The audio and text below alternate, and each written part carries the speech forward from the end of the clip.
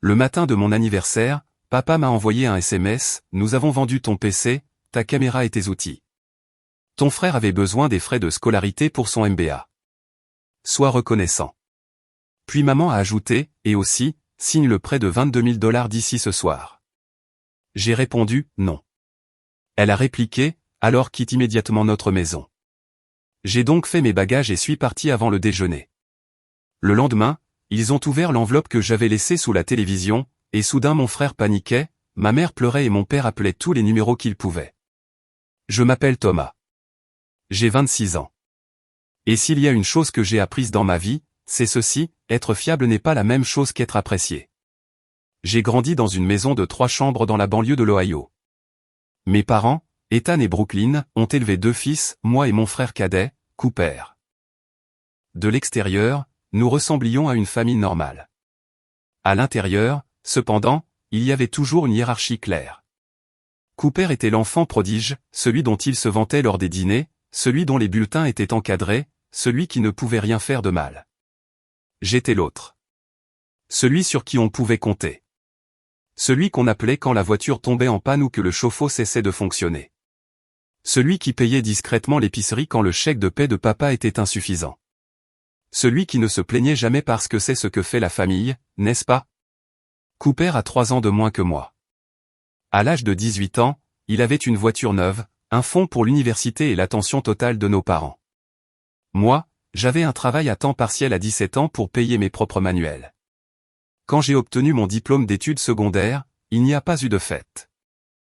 Quand Cooper a obtenu le sien, ils ont loué une salle et invité 50 personnes. Je me suis dit que ça n'avait pas d'importance. Je me suis dit que l'amour n'était pas une compétition. Je me suis dit que mes parents étaient juste à court d'argent et que Cooper avait besoin de plus de soutien parce qu'il était plus jeune. Je me suis dit beaucoup de choses. À 23 ans, je travaillais à temps plein comme consultant en informatique. Je gagnais un salaire décent, assez pour déménager, mais je suis resté parce que l'entreprise de papa était en difficulté et que maman laissait entendre qu'ils avaient besoin d'aide pour les factures. Alors, je suis resté et je leur ai payé un loyer, même si c'était ma maison d'enfance, l'épicerie toutes les 2 semaines, la facture d'internet, les services de streaming, l'assurance automobile pour le plan familial.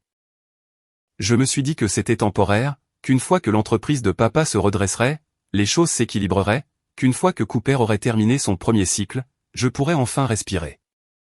Mais Cooper ne s'est pas arrêté. Il est passé directement à un programme de 2e cycle, un MBA. Il disait qu'il voulait être entrepreneur. Il voulait rendre papa fier. Et papa hochait la tête comme si c'était le plan le plus brillant qu'il ait jamais entendu.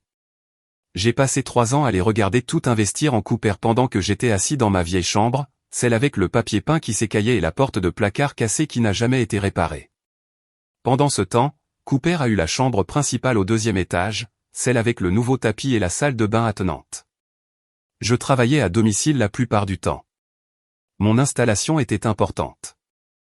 Un PC haut de gamme que j'avais construit moi-même, une caméra pour les réunions avec les clients, des outils pour des projets secondaires. J'avais pour environ 8 000 $ d'équipement dans cette pièce. C'était à moi. Gagner avec mon propre salaire, mon propre temps. Il y a 3 mois, j'ai commencé à remarquer des choses, de petites choses. Papa devenait silencieux quand j'entrais dans la cuisine pendant ses appels téléphoniques. Maman échangeait des regards avec Cooper au dîner. Le genre de regard qui disait qu'il parlait de quelque chose que je n'étais pas censé savoir. Je n'ai pas posé de questions. J'ai appris au fil des ans que poser des questions dans cette famille ne menait qu'à se faire dire que j'exagérais ou que j'étais trop sensible. Il y a 2 semaines, Cooper a mentionné qu'il avait été accepté dans un programme de MBA pour cadres, un programme prestigieux, du genre qui coûte 40 000 $ par an. Mes parents ont applaudi. Ils l'ont serré dans leurs bras. Ils ont ouvert une bouteille de vin qu'ils gardaient pour une occasion spéciale. J'étais assis juste là à table, mais personne ne m'a regardé. Personne n'a demandé comment s'était passée ma semaine. Personne n'a remarqué que je venais de décrocher un client important qui allait me tenir occupé pendant 6 mois. Cette nuit-là, allongé dans mon lit, j'ai fixé le plafond et j'ai senti quelque chose changer en moi. Ce n'était pas de la colère. Pas encore. C'était quelque chose de plus silencieux. Une prise de conscience, peut-être, que peu importe combien je donnais, ce ne serait jamais assez. Que je ne faisais pas partie de l'avenir de cette famille. J'étais juste le système de soutien, le filet de sécurité, le plan de secours. Je ne le savais pas alors, mais ce sentiment était le début de la fin.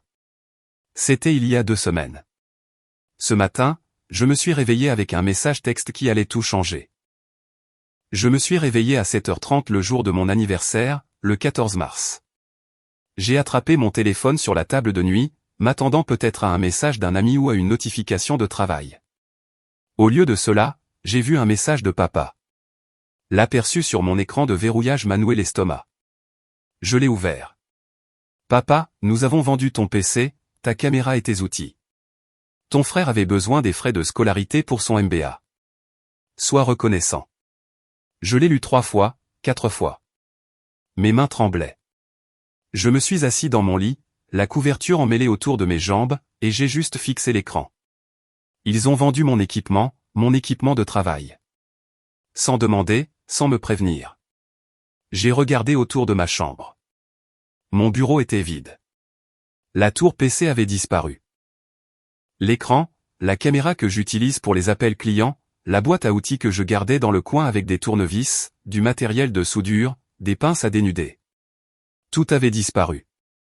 J'ai senti ma poitrine se serrer. Ma gorge s'est nouée. Je ne pouvais plus respirer. Juste à ce moment-là, un autre message texte est arrivé. Celui-ci venait de maman.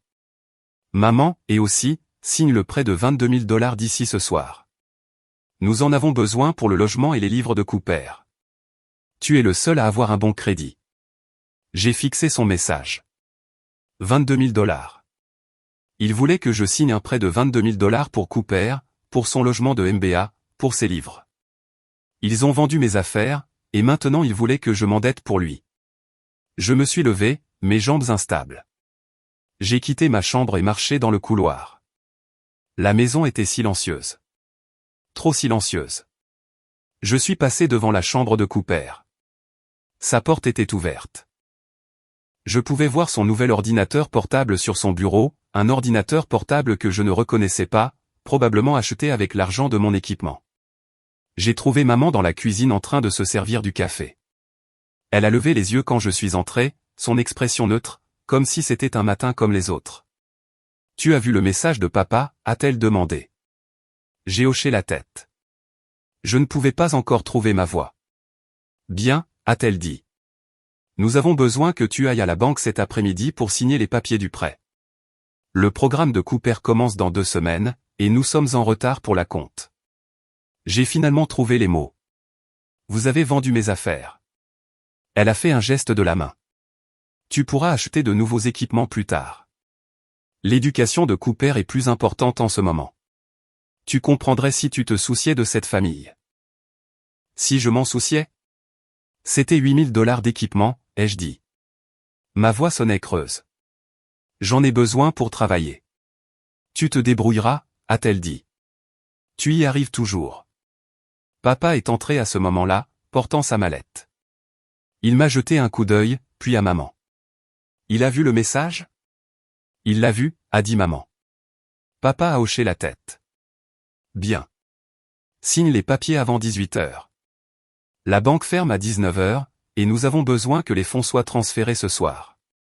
Je l'ai regardé, son visage. Le même visage qui me lisait des histoires avant de dormir quand j'avais 7 ans. Le même visage qui m'a appris à changer un pneu quand j'avais 16 ans.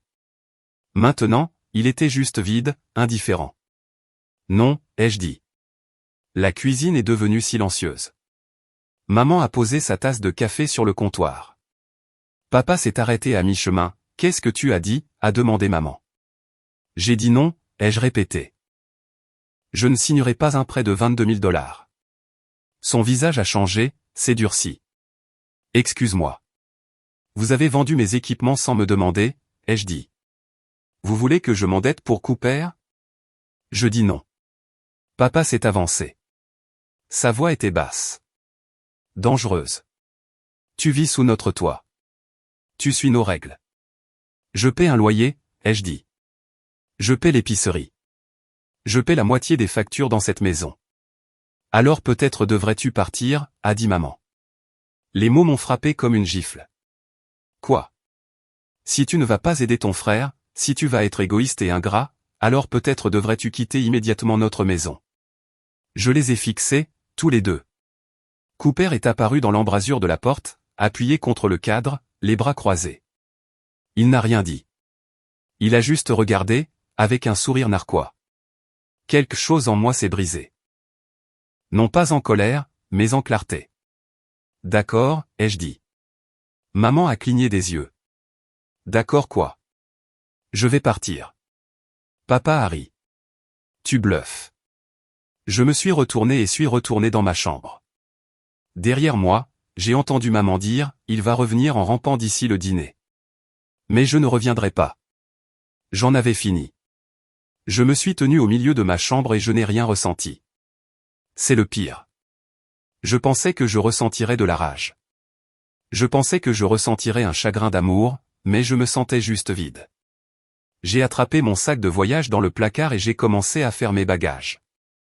Les vêtements d'abord, jeans, chemises, chaussettes, sous-vêtements. J'ai agi en pilote automatique, pliant des choses que je n'avais pas besoin de plier, fourrant des choses que j'aurais dû plier. Mes mains étaient stables. Cela m'a surpris. Je pensais qu'elles trembleraient, mais ce ne fut pas le cas. J'ai ensuite rangé mes documents. Certificat de naissance, carte de sécurité sociale, passeport. Je les gardais dans une boîte verrouillée sous mon lit. J'ai sorti la boîte et les vidé dans un dossier. Tout ce qui est important. Tout ce dont j'aurais besoin pour reconstruire. J'ai regardé autour de la pièce. Des affiches sur les murs du lycée. Une étagère avec de vieux livres que je n'avais pas touchés depuis des années. Une photo sur la table de nuit de moi et Cooper quand nous étions enfants, construisant un bonhomme de neige dans le jardin. J'ai pris la photo, l'ai regardée longuement, puis je l'ai reposée. Face contre terre. J'ai entendu des pas dans le couloir. Maman. Elle s'est arrêtée devant ma porte mais n'est pas entrée. Tu fais vraiment ça, a-t-elle demandé à travers la porte. Je n'ai pas répondu. J'ai continué à faire mes bagages. Elle a attendu quelques secondes, puis est partie. J'ai fermé le sac de voyage. Il était léger, trop léger. Toute ma vie tenait dans un seul sac. Cette pensée aurait dû faire plus mal que ce qu'elle a fait. Je me suis assis sur le bord du lit et j'ai sorti mon téléphone. J'ai ouvert mon application bancaire. 3 ans d'historique de transactions. Virements automatiques. Transfert vers le compte hypothécaire de mes parents. Chaque mois, 1500 pendant 3 ans. 54 000. J'avais payé 54 000 $ pour leur hypothèque. Ils ne le savaient pas. Ou peut-être qu'ils le savaient et qu'ils s'en moquaient. J'ai ensuite ouvert mon email. J'ai cherché de vieux messages de mon grand-père. Il était décédé il y a 4 ans. Avant de mourir, il m'avait laissé quelque chose, une part de l'entreprise de papa, 40% de propriété. C'était dans son testament. J'avais les documents enregistrés. Je n'en avais jamais parlé parce que papa avait dit que c'était une formalité, que l'entreprise ne valait pas grand-chose, mais j'ai vérifié le mois dernier. Par curiosité. L'entreprise allait bien, mieux que bien. Papa avait menti. J'ai pris une profonde inspiration. Ma poitrine me faisait mal. Je me suis levé, j'ai pris mon sac et j'ai marché jusqu'à la cuisine. Maman et papa étaient assis à table. Cooper était sur le canapé, en train de faire défiler son téléphone. J'ai posé mes clés sur le comptoir. Clés de maison, clés de voiture de la berline que papa me laissait emprunter. Je pars maintenant, ai-je dit. Maman a levé les yeux. Elle avait l'air surprise, comme si elle n'avait pas vraiment pensé que j'irais jusqu'au bout. Tu reviendras, a-t-elle dit. Je n'ai pas répondu. J'ai marché jusqu'au salon. La télévision était montée au mur. Il y avait une petite table en dessous avec un tiroir. J'ai sorti une enveloppe manie de mon sac et l'ai placée à l'intérieur du tiroir. Puis j'ai fermé le tiroir avec précaution. Cooper a levé les yeux de son téléphone. Qu'est-ce que c'est? Rien, ai-je dit. Il a haussé les épaules et est retourné à son défilement. J'ai marché jusqu'à la porte d'entrée. Ma main était sur la poignée quand papa a parlé. Si tu franchis cette porte, ne reviens pas, je me suis tourné et l'ai regardé une dernière fois. D'accord. Et puis je suis parti. J'ai tiré la porte derrière moi. Le bruit a résonné dans ma poitrine. Il était 11h30 du matin, mon anniversaire, et j'étais sans abri, mais j'étais libre. Je me suis assis dans un café à 3 pâtés de maison de la maison. J'ai commandé un café noir et me suis assis près de la fenêtre, fixant le vide. Mon téléphone a vibré. Un message texte d'un ancien collègue me demandant si je voulais déjeuner. Je l'ai ignoré. Je n'étais pas encore prêt à parler à qui que ce soit. Au lieu de cela, j'ai rouvert mon application bancaire et j'ai fixé les chiffres. 54 000 $, 3 ans de versements hypothécaires. Il ne m'avait jamais demandé de le faire. J'ai juste commencé à le faire un jour où j'ai surpris papa au téléphone avec la banque, paniquant à propos d'un avis de retard. J'ai mis en place un virement automatique, 1500 $, le premier de chaque mois, directement de mon compte au leur. Je me suis dit que c'était temporaire, juste jusqu'à ce que l'entreprise de papa se rétablisse. Mais l'entreprise de papa n'a jamais eu de difficultés. C'était le mensonge. Il m'a dit qu'elle était en faillite pour que je me sente coupable, pour que je reste. Pour que je continue à payer. J'ai repensé à il y a 3 ans. Grand-père venait de mourir. Les funérailles étaient petites. Je me souviens m'être tenu près de la tombe, les regardant descendre le cercueil et ayant l'impression d'être le seul à vraiment pleurer. Cooper était sur son téléphone tout le temps. Maman n'arrêtait pas de regarder sa montre. Papa avait juste l'air agacé. Une semaine plus tard, l'avocat de grand-père m'a appelé. Il a dit qu'il y avait quelque chose dans le testament pour moi. Je suis allé à son bureau, j'ai signé des papiers et je suis reparti avec un dossier plein de documents que je ne comprenais pas vraiment à l'époque. L'un de ces documents était un transfert de propriété, 40% de l'entreprise de papa. Grand-père en possédait 60%. À sa mort, il l'a partagé, 20% à papa, 40% à moi, le reste à des œuvres de bienfaisance. Je me souviens en avoir parlé à papa. Il a écarté la chose d'un geste de la main. L'entreprise ne vaut rien, Thomas. Ne t'en fais pas, alors, je ne m'en suis pas fait. J'ai classé les documents et je les ai oubliés. Mais le mois dernier, je suis devenu curieux. J'ai cherché l'enregistrement de l'entreprise. J'ai cherché dans les registres publics. L'entreprise de papa avait 3 contrats commerciaux, de gros contrats. Des contrats de gestion immobilière d'une valeur de centaines de milliers par an. L'entreprise n'était pas en faillite. Elle était florissante. Et j'en possédais 40%. Je n'ai jamais rien dit. Je ne savais pas quoi dire. Une partie de moi voulait le confronter. Une partie de moi voulait juste disparaître. Maintenant, assis dans ce café, je réalise quelque chose. Papa n'a pas seulement menti sur l'entreprise. Il a menti sur tout. Les paiements hypothécaires en retard, les finances en difficulté, tout cela n'était que du théâtre. Une performance pour me garder piégé, pour me faire continuer à payer. La voiture de Cooper était une autre chose. Il y a 2 ans, Cooper a acheté une BMW d'occasion, 28 000 $. Il n'avait pas ce genre d'argent. Je le savais parce qu'il était encore étudiant de premier cycle, travaillant à temps partiel dans une librairie universitaire. Papa m'a dit qu'il avait co-signé le prêt, que Cooper était responsable des paiements. Mais 6 mois plus tard, Cooper a cessé de payer. La banque a commencé à appeler. Papa a paniqué. Il m'a demandé de l'aide. Juste une fois, a-t-il dit, couvre juste le paiement jusqu'à ce que Cooper se remette sur pied. J'ai couvert ce paiement, puis j'ai couvert le suivant. Et le suivant. J'ai remboursé cette voiture. 31 000 $ en 2 ans. Cooper n'a jamais dit merci. Il la conduisait juste comme si c'était son droit de naissance. Mais voici le truc. Quand j'ai effectué ces paiements, j'ai gardé les reçus. Absolument tous. Et quand papa a transféré le titre de la voiture, il m'a accidentellement inscrit comme créancier garanti. Cette voiture, légalement, elle m'appartenait. J'ai bu une gorgée de café. Il était froid maintenant. Tout ce qu'ils m'ont pris, je pouvais le reprendre. Je devais juste décider comment. J'ai passé l'après-midi à la bibliothèque publique. J'ai loué un poste informatique et j'ai sorti tous les documents que j'avais enregistrés dans mon stockage cloud, les papiers de propriété de l'entreprise, l'historique des paiements hypothécaires, les reçus de prêts automobiles, le titre avec mon nom dessus. J'ai tout organisé dans un seul dossier. J'ai imprimé 3 copies, une pour moi, une pour mes parents, une pour mon avocat. Avocat ? Je n'avais pas encore d'avocat, mais j'en aurais un. À 16 heures, mon téléphone a commencé à sonner. Maman. J'ai ignoré. Elle a appelé encore et encore. J'ai mis mon téléphone en mode silencieux et j'ai continué à travailler. À 17 heures, j'avais un plan. Pas un plan compliqué, juste une sortie simple et propre. Annuler le paiement hypothécaire automatique, déposer la réclamation de propriété de l'entreprise, récupérer le titre de la voiture, m'en aller, les laisser se débrouiller. À 18 heures, j'ai finalement vérifié mes messages. 17 appels manqués, 9 messages textes.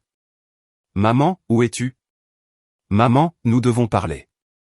Maman, Thomas, réponds à ton téléphone. Papa, arrête d'être puéril. Rentre à la maison. Cooper, frère, il panique. Reviens juste. Je n'ai répondu à aucun d'eux. Au lieu de cela, je me suis connecté à mon compte bancaire et j'ai annulé le paiement hypothécaire automatique. Le prochain devait être traité dans 3 jours. J'ai supprimé le virement programmé. Cela a pris 5 secondes. 54 000 $. Terminé. Plus jamais. Je me suis senti plus léger. À 19 heures, j'ai appelé papa.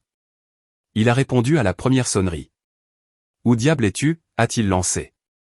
Ça n'a pas d'importance, ai-je dit. Tu dois rentrer à la maison maintenant. Je ne reviendrai pas, il y a eu une pause. Je pouvais l'entendre respirer, lourdement, en colère. Tu es ridicule, a-t-il dit. Vous avez vendu mes équipements, ai-je dit. Vous avez exigé que je signe un prêt de 22 000 $. Vous m'avez mis à la porte. J'en ai fini. Nous ne t'avons pas mis à la porte. Tu es parti. Vous m'avez dit de partir. Nous ne pensions pas que tu le ferais vraiment. J'ai ri. C'est sorti amer, creux. C'est ça le problème. Vous n'avez jamais pensé que je ferais quoi que ce soit. Thomas, écoute-moi, a-t-il dit. Sa voix a changé, plus douce maintenant, presque suppliante. Nous pouvons régler ça. Rentre juste à la maison et nous parlerons. Il n'y a rien à discuter, ai-je dit. Ne fais pas ça. Tu es de la famille. La famille ne vend pas les affaires des uns des autres. La famille ne traite pas les gens comme des guichets automatiques. Tu exagères. J'en ai fini, ai-je dit, et j'ai raccroché.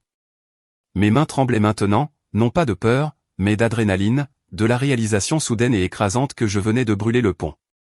Il n'y avait pas de retour en arrière possible. Je suis resté assis là, à la bibliothèque, fixant l'écran d'ordinateur vide, et j'ai ressenti quelque chose que je n'avais pas ressenti depuis des années. Le contrôle. J'ai ensuite appelé ma banque. J'ai vérifié mon identité et j'ai demandé un historique complet des paiements pour le compte hypothécaire. Ils ont dit qu'ils pouvaient l'envoyer par email dans les 24 heures. Je les ai remerciés et j'ai raccroché. Puis j'ai appelé un cabinet juridique que j'avais trouvé en ligne, un petit cabinet spécialisé dans les litiges commerciaux et le droit de la famille. J'ai laissé un message vocal. Je m'appelle Thomas. J'ai besoin d'aide concernant une réclamation de propriété d'entreprise et un problème de titre de voiture. Veuillez me rappeler. À 20 heures, j'étais assis dans une chambre de motel bon marché en périphérie de la ville. 40 $ la nuit. Le lit était grumeleux et les murs étaient minces, mais c'était le mien. Personne ne pouvait me l'enlever. Je me suis assis sur le bord du lit et j'ai ouvert l'enveloppe que j'avais laissée dans leur maison. Dans mon esprit, je l'imaginais toujours assise dans le tiroir sous la télévision, attendant. Il l'ouvrirait finalement. Peut-être ce soir, peut-être demain. Et quand il le ferait, tout s'effondrerait. Je me suis réveillé le lendemain matin dans la chambre de motel. La lumière du soleil filtrait à travers les rideaux minces, poussiéreux et pâles. J'ai vérifié mon téléphone. 8 heures du matin. 12 appels manqués. 23 messages textes. Je ne les ai pas lus. Pas encore. J'ai ouvert mon ordinateur portable et je me suis connecté à mon email. La banque avait envoyé l'historique des paiements. J'ai téléchargé le PDF, 36 pages, chaque versement hypothécaire que j'avais effectué au cours des 3 dernières années, date, montant, numéro de confirmation. Je l'ai enregistré dans un dossier intitulé Preuves. Ensuite, j'ai sorti les documents de propriété de l'entreprise. Je les ai parcourus à nouveau juste pour m'assurer que je n'avais rien manqué. Le testament de grand-père, le transfert d'actions, l'enregistrement auprès de l'État, tout était légitime. Tout était légal. Je possédais 40% de l'entreprise de papa. Il ne pouvait pas la vendre sans mon approbation.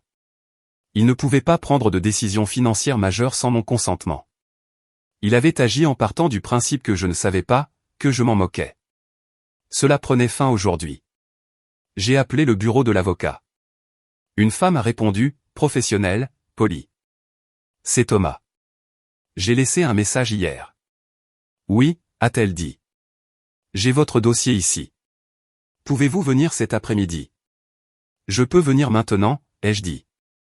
Donnez-moi 1 heure, a-t-elle dit. J'aurai quelqu'un prêt pour vous. Je l'ai remercié et j'ai raccroché.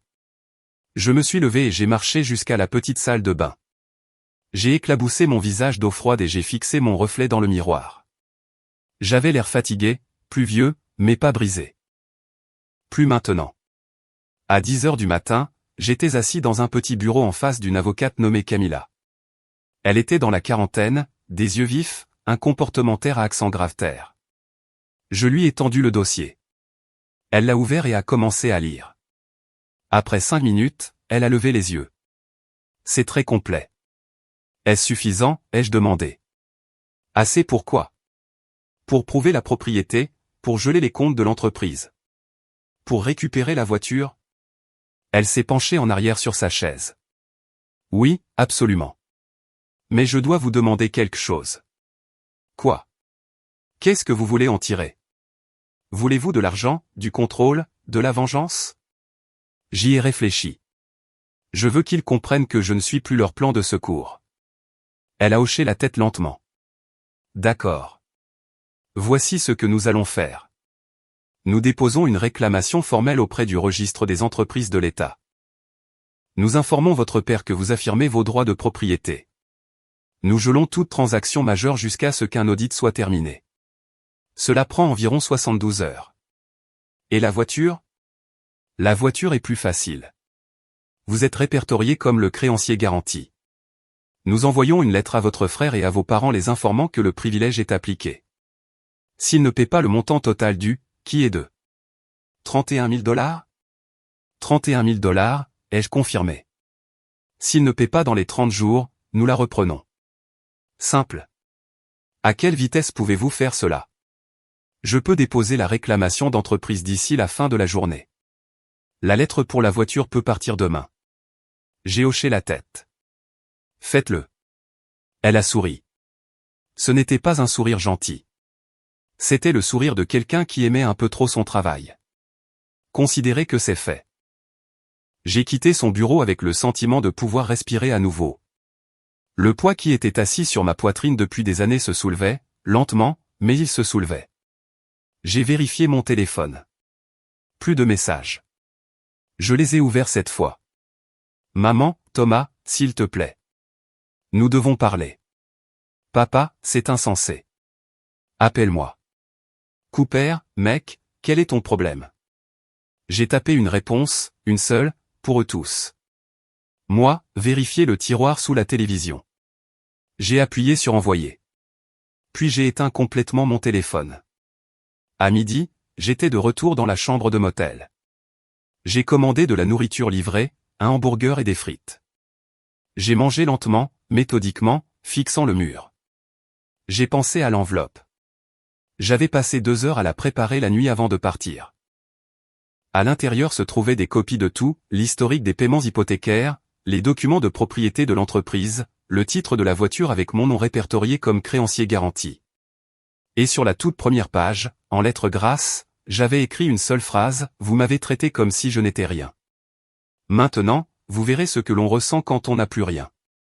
Je les ai imaginés l'ouvrir, maman lisant la première page, papa feuilletant les relevés hypothécaires, Cooper réalisant que sa voiture n'était pas réellement la sienne.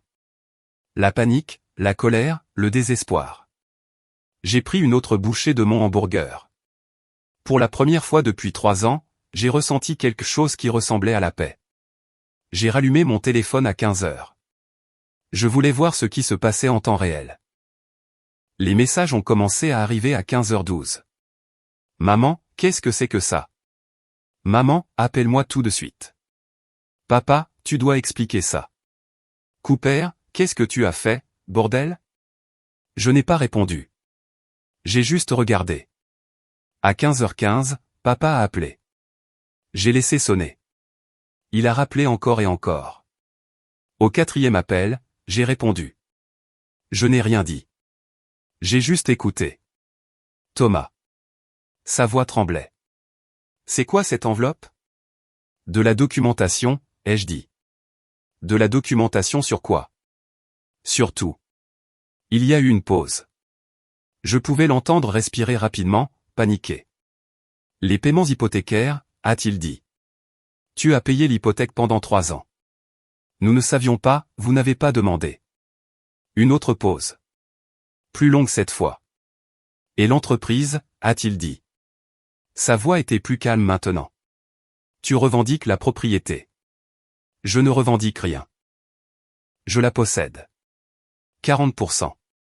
Le testament de grand-père. C'est légal. Thomas, écoute. Nous pouvons arranger ça. Il n'y a rien à arranger. Ne fais pas ça, s'il te plaît. Vous avez vendu mes équipements. Vous m'avez mis à la porte. Vous m'avez traité comme si j'étais jetable. Maintenant, vous paniquez parce que vous réalisez que c'était moi qui tenais tout ensemble. Ce n'est pas vrai. C'est vrai, et vous le savez. Le paiement hypothécaire devait être traité dans 2 jours, ai-je dit. Je l'ai annulé. Vous devrez le couvrir vous-même. Nous n'avons pas $1500 en ce moment. Ce n'est pas mon problème. Thomas. Sa voix s'est brisée. Tu vas détruire cette famille. Vous l'avez déjà fait. J'ai raccroché. Mes mains tremblaient maintenant, non pas de peur, mais de pouvoir. D'être enfin celui qui contrôle. Les messages continuaient d'arriver. Cooper, tu ne peux pas prendre ma voiture. Ce n'est pas juste. Maman, nous te rembourserons. Donne-nous juste du temps. Papa, la banque appelle. Les comptes de l'entreprise sont gelés. Tu dois arranger ça. J'ai mis mon téléphone en mode silencieux et j'ai ouvert mon ordinateur portable. Je me suis connecté au compte de l'entreprise. Camilla avait agi rapidement. Le registre de l'État avait signalé le litige de propriété. Toutes les transactions majeures étaient suspendues en attendant l'examen. Papa ne pouvait pas accéder au compte. Il ne pouvait pas payer les fournisseurs. Il ne pouvait pas traiter la paie. Tout était gelé. J'ai vérifié mon email. Camilla m'avait envoyé une copie de la lettre qu'elle avait envoyée à Cooper. C'était formel, légal, froid. Cher Cooper, vous êtes par la présente informé que le véhicule immatriculé à votre nom, BMW nom de la voiture, est soumis à un privilège détenu par Thomas nom de famille. Le solde impayé est de $31 000. Le paiement est dû dans les 30 jours. Le non-paiement entraînera la reprise. J'ai imaginé Cooper la lire, son visage suffisant devenant pâle, ses mains tremblantes. Bien. À 16h, maman a appelé. J'ai répondu. Thomas, s'il te plaît. Nous ferons tout ce que tu veux. Arrête juste ça. Je ne fais rien, ai-je dit. Je fais juste appliquer ce qui est déjà à moi. Nous sommes ta famille. Vous avez vendu mes affaires. Vous m'avez mis à la porte le jour de mon anniversaire. Vous m'avez traité comme si je n'étais rien. Nous avons fait une erreur. Vous avez fait un choix, maman, ai-je dit. J'ai payé votre hypothèque pendant 3 ans. J'ai remboursé la voiture de Cooper. Je suis resté dans cette maison et je vous ai regardé lui donner tout pendant que je n'obtenais rien. J'en ai fini. Elle pleurait maintenant. Je pouvais l'entendre dans sa voix. S'il te plaît, ne fais pas ça. C'est vous qui avez fait ça, pas moi. J'ai raccroché. À 17h, les conséquences étaient visibles. Papa a posté dans le groupe de discussion familiale, un long message décousu sur la façon dont j'étais en train de déchirer la famille, sur la façon dont j'étais égoïste, sur la façon dont grand-père aurait honte. Je l'ai lu. Puis j'ai répondu avec un seul message. Moi, grand-père m'a laissé l'entreprise parce qu'il savait que papa ferait ça. Il savait que vous profiteriez de moi. Il a essayé de me protéger. J'aurais dû l'écouter plus tôt. J'ai quitté le groupe de discussion. À 18h, Camilla m'a appelé. L'audit de l'entreprise commence demain. Ils vont geler tout pendant au moins une semaine, peut-être 2. Bien, ai-je dit. Votre père a essayé d'appeler mon bureau 12 fois aujourd'hui. Qu'est-ce que vous lui avez dit? Qu'il a besoin de prendre son propre avocat. J'ai souri. Merci. Encore une chose, a-t-elle dit. La voiture. Votre frère a essayé de la déclarer volée. Quoi? Il a appelé la police, a dit que vous aviez pris sa voiture, mais quand ils ont vérifié le titre, votre nom est apparu comme le créancier garanti. Ils lui ont dit que c'était une affaire civile. Il ne peut pas la déclarer volée si vous en êtes légalement propriétaire. J'ai ri. Je ne pouvais pas m'en empêcher. Qu'est-ce qu'il a dit? Il leur a raccroché au nez. Je me suis penché en arrière sur le lit du motel, fixant le plafond. Ça arrive vraiment. Oui, a-t-elle dit. Êtes-vous sûr de vouloir aller jusqu'au bout? Oui, ai-je dit. Je n'ai jamais été aussi sûr de rien. 2 semaines plus tard, j'ai signé un bail pour un petit appartement de l'autre côté de la ville. Ce n'était pas grand-chose. Un studio avec une kitchenette et une seule fenêtre donnant sur un parking. Mais c'était le mien. Personne ne pouvait me l'enlever. J'ai acheté un nouveau bureau, une nouvelle chaise. J'ai commencé à reconstruire mon équipement, un ordinateur portable d'abord, puis un écran. Cela prendrait du temps, mais j'avais du temps maintenant. Camilla m'a appelé un jeudi après-midi. L'audit est terminé. Les comptes de l'entreprise de votre père sont dégelés. Mais il y a une mise en garde. Qu'est-ce que c'est? Vous êtes maintenant répertorié comme copropriétaire actif. Toute décision majeure nécessite votre signature. Il ne peut pas vendre. Il ne peut pas fusionner. Il ne peut pas contracter de prêt sans votre approbation. Bien. Il n'est pas content. Je m'en fiche. Elle a fait une pause. Il a essayé de vous racheter vos parts. Il vous a offert 50 000 $ pour vos actions. J'ai ri. L'entreprise vaut 10 fois ça. Je sais. J'ai dit non en votre nom. Merci. Encore une chose, a-t-elle dit. La voiture de votre frère. Il a manqué la date limite de paiement de 30 jours.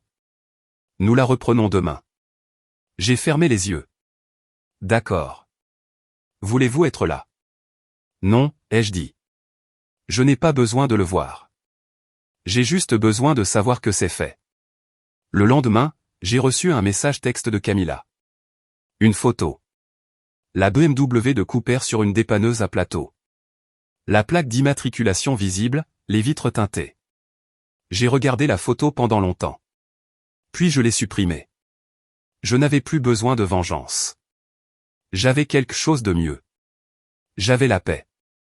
Au cours des semaines suivantes, j'ai entendu des choses par des amis communs. L'entreprise de papa était en difficulté, non pas à cause de l'argent, mais à cause de la réputation. La nouvelle du litige de propriété s'est répandue. Les clients sont devenus nerveux. Certains ont retiré leur contrat. Maman a essayé de m'appeler une fois. Je n'ai pas répondu. Elle a laissé un message vocal. Je l'ai supprimé sans l'écouter. Cooper a posté sur les réseaux sociaux que la trahison familiale est la pire des douleurs. Je n'ai pas commenté. Je l'ai juste bloqué. Ils ont essayé de me dépeindre comme le méchant, le fils ingrat, le frère égoïste. Mais les gens qui comptaient connaissaient la vérité. Mes amis le savaient. Mes collègues le savaient. Je n'étais pas le méchant. J'étais juste quelqu'un qui avait finalement appris à dire non.